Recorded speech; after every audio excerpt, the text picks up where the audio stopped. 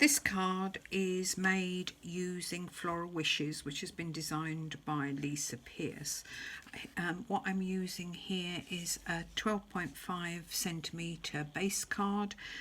This one's craft, but it looks just as good if you use a white card.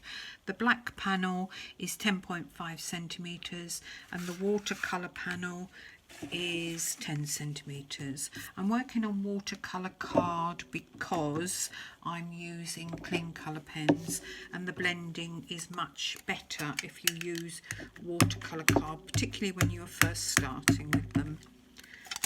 Right, so I'm just stamping my image. Beautiful open images, they're fantastic for colouring.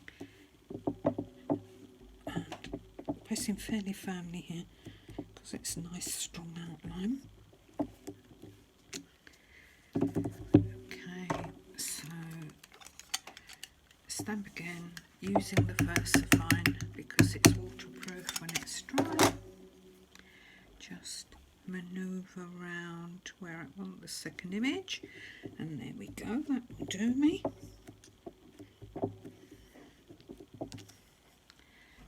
The dream stamp again with the VersaFine. And give that a couple of minutes to dry. So I'll move that one to one side, turn the paper over so we've got a bit of a clean area there, and here's one that's already dry. So to do the background, I'm simply using antique linen distress oxide, and I'm just really just taking the base, the whiteness of the card off. So here's my antique linen. Don't need to be too careful because we're going to stamp over it anyway. I'm then using fossilised amber. I'm using a different smoothie. You could use your distress tools, and I find it easier just to turn the card round as I'm doing it. Doesn't matter if you go over the flowers because we're going to be colouring over the top. So there we go, and then I'm going back with the first smoothie that I used for the oxides, for the antique linen, and I'm just merging that end, the edges, so that it appears to be one, so that it blends. Okay, so now using the fossilised amber, I'm going to stamp a pattern on the background. The set is a fantastic set. It's got loads of patterns in there for building up your card, and you can use the second image. Don't fuss too much if it doesn't come out perfectly. It is just the pattern. So I'm using more of the fossilised amber, but then I'm going to add another colour in a minute, and you can carry on using the second and third images. It is just to create a pattern. Next I'm going to add just a tiny bit of spice marmalade, which is a stronger colour, and again use the extra images just to create the pattern. Less of this one because it's quite strong. There we are, and that will do me nicely. One little bit there, never know when to stop. There we go. And little butterfly. On the original, the butterfly was stamped in black, but it's quite nice if you just stamp the butterflies in a colour. There we go. So that's my background finished. I'm now going to colour with my clean colour pens. You can buy the clean colour individually, or you can buy them in sets. The full range is the 90 pack, that's 89 colours, and it's got a blender, and the blender, it will do as it says. It blends your colours from dark to light. It's like using a wet paintbrush all the time. Okay, but what I'm doing here, and again I move my card to find it easier, I'm using red and pulling it out with the yellow. While I'm working through the red and pulling the colour down, it blends, it gives you a perfect finish. But so let me just show you, let's just clean that off. So there's your red, there's your yellow. But by pulling it through, we're blending it from red down to through orange back to yellow. So put your red on, pull the colour through. You're working in the area while it's still wet, and it will come back to yellow, and no contamination of the brush. It gives you a very professional image.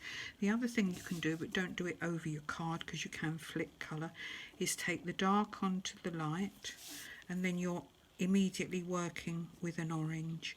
But as you can see, quite quickly it will come back to its own colour. Only work in a small area at a time, and then you'll blend your colours perfectly. So going onwards, right, I'll just use a light green. Because this isn't a realistic flower, I want bright colours, so I'm just using one green, and that's the light green, and I would do all the leaves in that colour. It gives me a nice bright effect. So going forward, here's one that's much further on. So I've already finished my colouring, and what I've done on most of them is I've used these pens, which are the Wink of Stella glitter pens, but they are a fine nib. They're you know, they're like a biro. They're a firm nib, and what you can do with these is you can outline like this, and you go round each of the petals. It's quite subtle, but it makes it pop. It gives you a glittery effect, and you can see you can get into the tiniest of areas, and you can use whichever colours you want. So I've used the gold there is a clear, there's a silver, and so on, and you go round like so, and it will just add glitter to your card. Ideally use those when the card has already dried, because then you'll get a stronger effect. If you do it immediately, it can soak in a bit. So this is the black. You could use a fine liner, of course. So what I'm going to do is just a couple of dots to see where I'm working, and then just a random line. You can do a straight line or dots and dashes, you know, whatever you want to, but it just adds a little bit of interest to your card. And there we go. So finish that. Again, this will be glittery, and that's quite an effective card. And the joy of these, of course, is you can do your own drawing, add your own embellishments if you want to. There we go. So they're quite useful in that respect. Just go over the dream as well, and I would use a clear probably over the butterfly, but we'll stop there. You get the idea of it. So that will be my finished card, and hopefully if I lift it right up, it is subtle, but you can see some of the glitter from the Wink of Stella pen, pens. Yeah. Okay, finished.